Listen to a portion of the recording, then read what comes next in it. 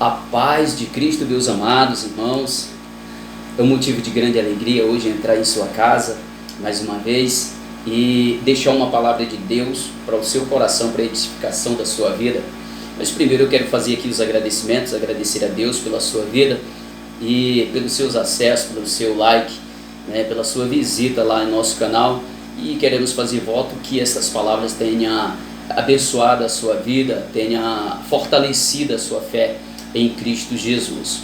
Hoje eu tenho algo especial e esse algo é ensinar, orientar como ler a Bíblia para uma compreensão melhor, para nós tirarmos mais lições acertadas da palavra de Deus.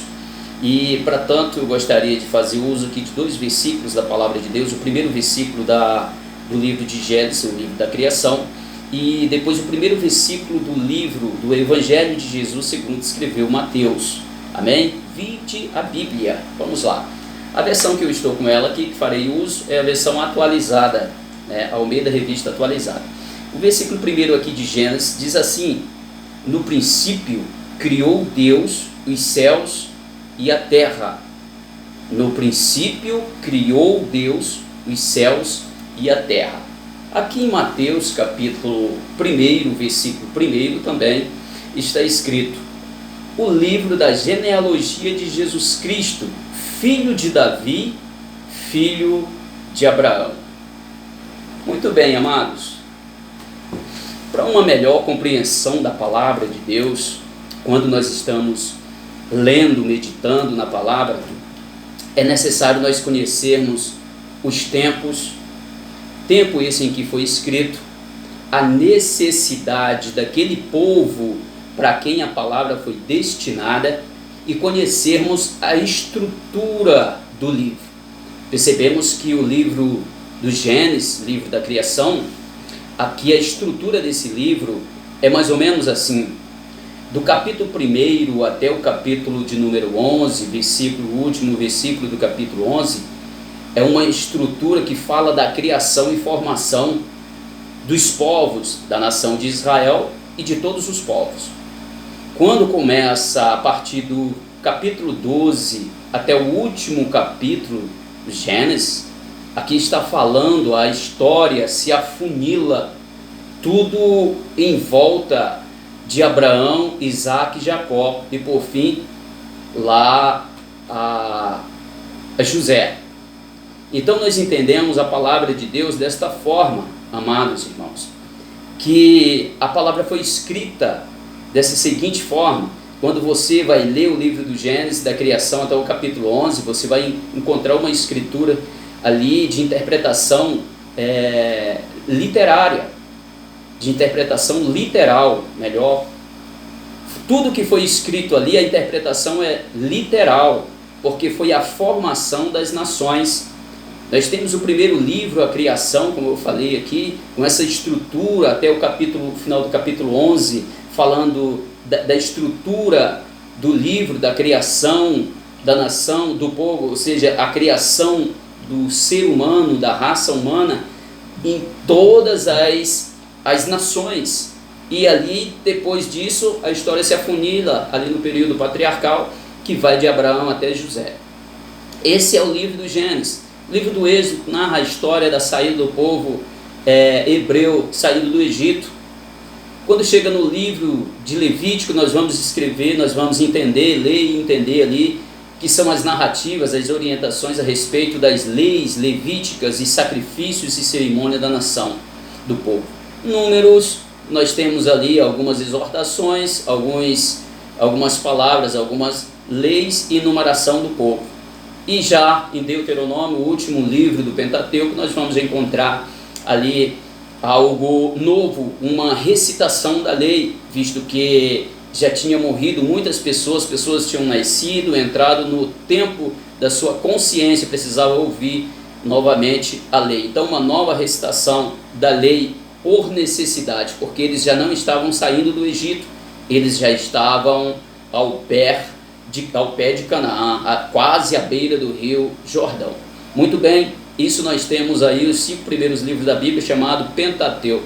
A partir de Josué nós temos uma estrutura aí de 12 livros, conhecido como os livros históricos. Aí nós vemos aí Israel em altos e baixos, passando por situações diferentes. Quando o povo caía na apostasia e começava a pecar contra Deus, se prostituindo com outros deuses, Deus mandava um castigo, a palavra era de repreensão.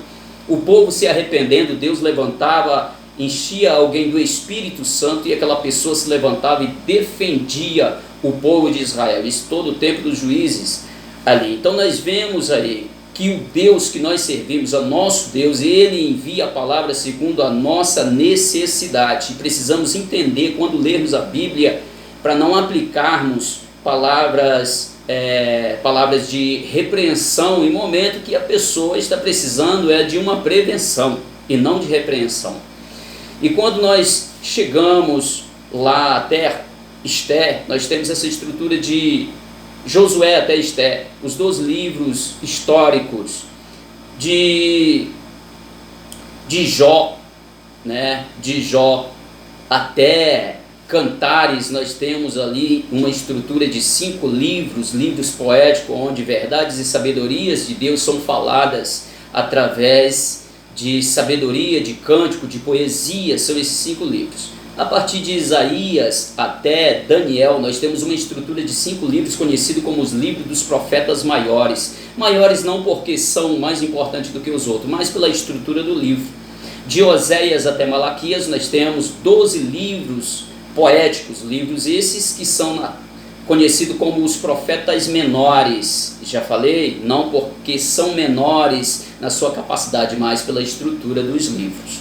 Nós temos ali esses profetas que profetizaram no tempo do reino dividido.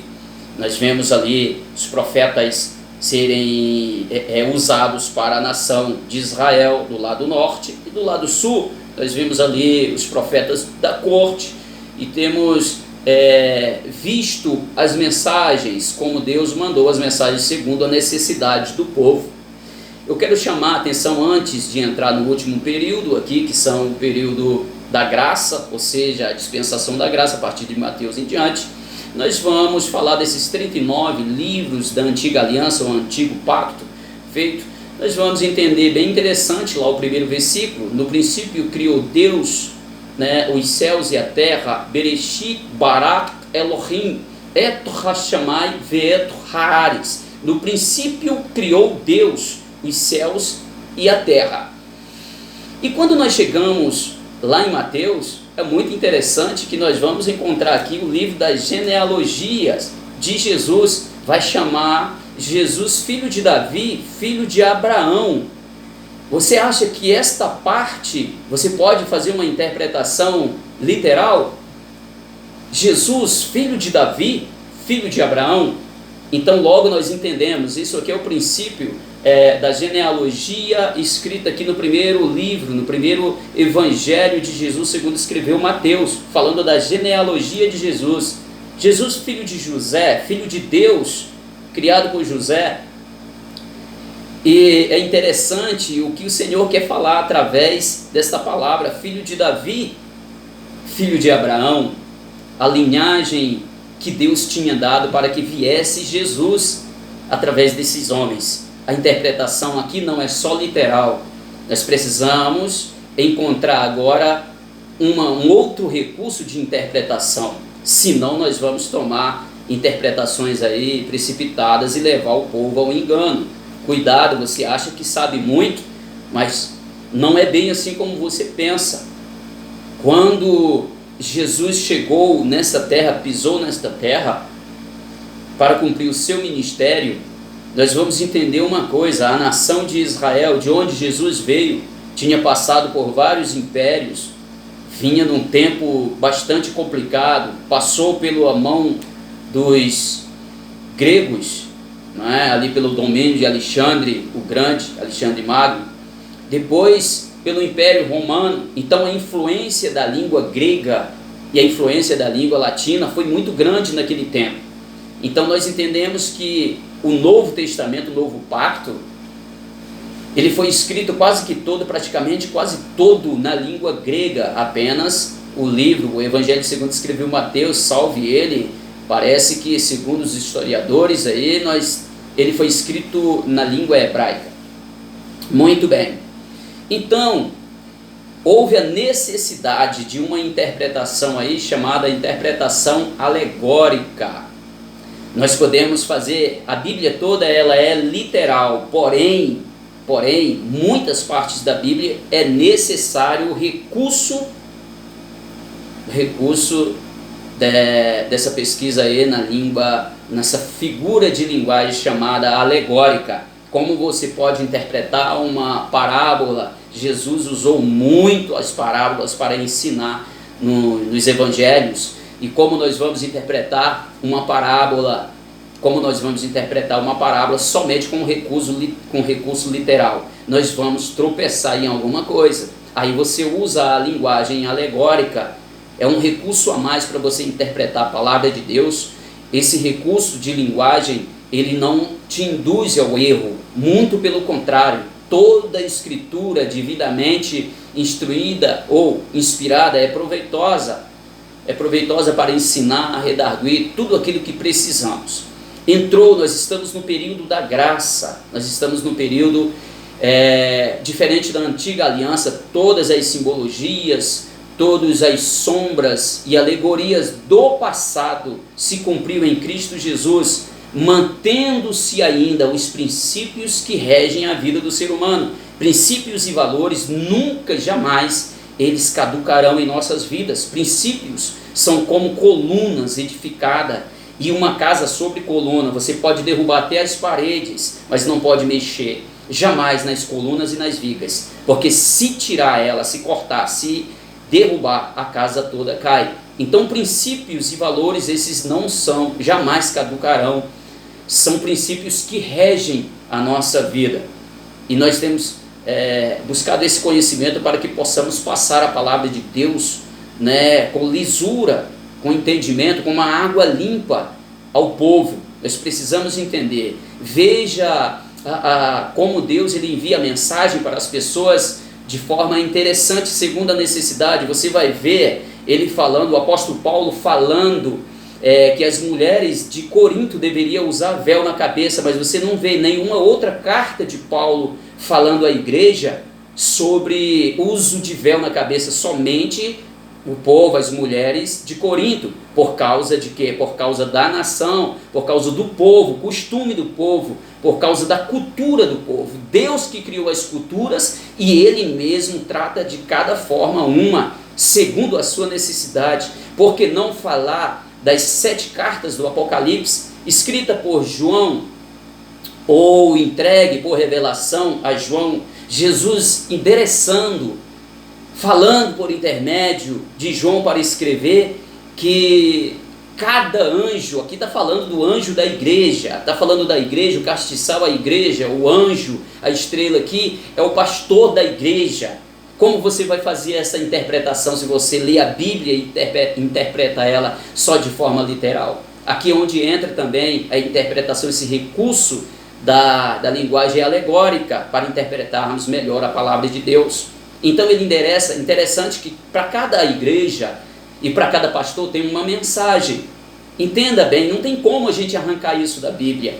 Vamos ler a Bíblia com cuidado, com lisura, com exame. Nós examinamos a Escritura, não é somente para ler, é para examinar, falar, ver o sentido que a palavra quer nos falar. Esses 27 livros do Novo Testamento contendo os mesmos conteúdo.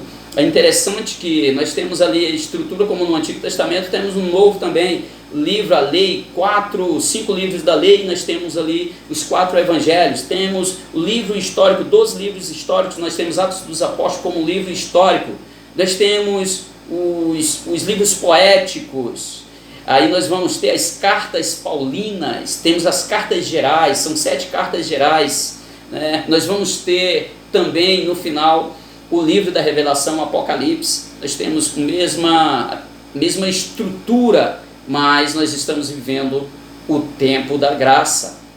Nós estamos vivendo o tempo que Deus ainda conta com cada um de nós para passarmos a mensagem de Deus de forma clara. E outra coisa, sem preconceito, quem estabeleceu igreja e pastor foi Deus, não foi o homem, foi Jesus que estabeleceu isso. O que falar da comunidade de bens? O que falar de quando Deus manda congregar o povo para que fale com o povo, para que eles se alegrem em conjunto, ofertem adoração a Deus em conjunto? Eu quero dizer que nós somos um corpo, e esse corpo não pode ser separado. Quando o apóstolo Paulo fala a respeito do honrar um ao outro, isso está falando de congregar, está falando de conviver. É muito fácil eu manter a paz com uma pessoa que eu não estou convivendo com ele, não estou ali lidando diariamente com ele. Como eu vou apacentar alguém, como eu vou aconselhar alguém se eu não estou perto dele, se eu não ganho a consciência dessa pessoa para me aproximar dela? Então a igreja, o estabelecimento da igreja é muito claro na Bíblia. Naquele tempo, o tempo da igreja não tinha templos, eles congregavam nas casas, casa da mãe de João Marcos, na casa de Filemon, ali em Colosso, quando narra a história daquele de Onésimo, escravo, que Paulo ganha para ele em prisão. Então tem tudo isso, irmãos, e o que falar das 7 cartas da igreja, o Apocalipse, cada um simbolizando um tempo, os dias de hoje. Então eu quero dizer para você que é muito importante nós entendermos os tempos, as culturas, as mensagens de Deus enviada de acordo com a necessidade do povo. Se não houvesse necessidade, havia uma só mensagem contida num livro só, num rolo, e pronto, e não precisava de mais palavras ali para regir a nação para todo o tempo. Mas Deus conta com o tempo, Deus conta com a cultura, Deus conhece o desenrolar do povo, Deus sabia que a ciência ia se multiplicar, e Deus não quer perder você para esse mundo, Deus não quer perder você para o inimigo. Eu quero agradecer a Deus por esta oportunidade, e quero deixar esta mensagem, esta palavra para você, aprendendo a ler a Bíblia no passo a passo, de acordo com o que a própria Bíblia nos ensina. Texto não pode ser isolado, não se pode fazer citações de versículos isolados se não tivermos o contexto dela. A Bíblia é um conteúdo todo, precisamos agrupar todo o contexto para poder elevarmos um versículo como um ponto-chave da Bíblia. Se você não faz isso, você precisa mudar o seu modo de estudar a Bíblia, porque senão você está passivo de cometer erros gravíssimos nas suas interpretações e nas suas aplicações da palavra de Deus. Que Deus possa te esclarecer melhor. E não esqueça sempre de orar antes de ler a palavra de Deus, porque a melhor revelação é a do Espírito Santo. E a mensagem bíblica com recurso hermenêutico é que a Bíblia explica a própria Bíblia. O melhor professor, faça pergunta ao texto, porque o melhor professor da Bíblia é a Bíblia, o Espírito Santo. Não esqueça de orar antes. Deus em Cristo abençoe a todos, e obrigado por mais esta oportunidade de entrar em sua casa.